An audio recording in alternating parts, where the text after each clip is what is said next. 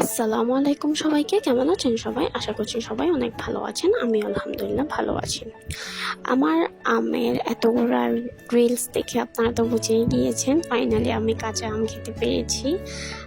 আমি একটু আমার মেজাম্মিকে বলেছিলাম যে আমার খুব কাঁচা আম খেতে ইচ্ছে করছে, তো আমার মেজাম্মি আমার কাজিনদেরকে বললো, আর আমার কাজিনরা সবাই গ্রামের বাড়ির আম গাছ থেকে আমার জন্য কাঁচা আম পাঠিয়েছে অনেকগুলা।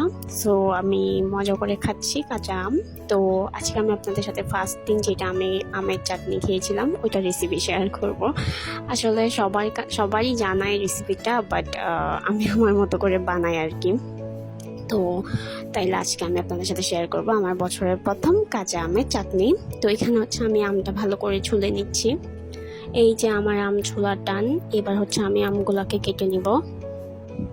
আমি অত ভালো করে কিন্তু আম কাটতে পারি না, তো আমি আমার হাজবেন্ডকে বললাম যে আমাকে আমগুলো একটু কেটে দাও। তো আমাকে আমগুলো কেটে দিচ্ছিল। ও কিন্তু কাটাকাটিটা অনেক ভালো। তো এখানে দেখুন ও কি সুন্দর করে আমগুলা স্লাইস করে কাটছে। এই যে আমার আম কাটার ডান, মানে আমার হাজবেন্ডের আম কাটার ডান, দেখুন কি সুন্দর করে স্লাইস করে কেটেছে। আমি এত সুন্দর করে কাটতে পারতাম না। এইবার হচ্ছে আমগুলোকে পরিষ্কার করে ধুয়ে নিব।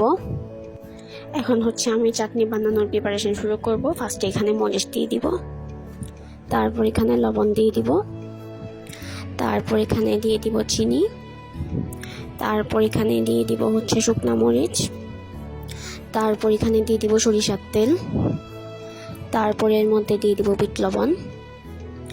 এবার সবগুলা ভালোভাবে মিক্স করে নিব, একদম ভালোভাবে যাতে সবগুলা মিশে যায়। এই যে তৈরি হয়ে গেল আমার আমের চাটনি। থ্যাংক ইউ সো মাচ সবাইকে আমার জন্য আম পাঠানোর জন্য। আমি অনেক মজা করে খেয়েছি। থ্যাংক ইউ মেজাম্মি, থ্যাংক ইউ রোহান, আপ্পাহি, তাহিয়া, তিশা।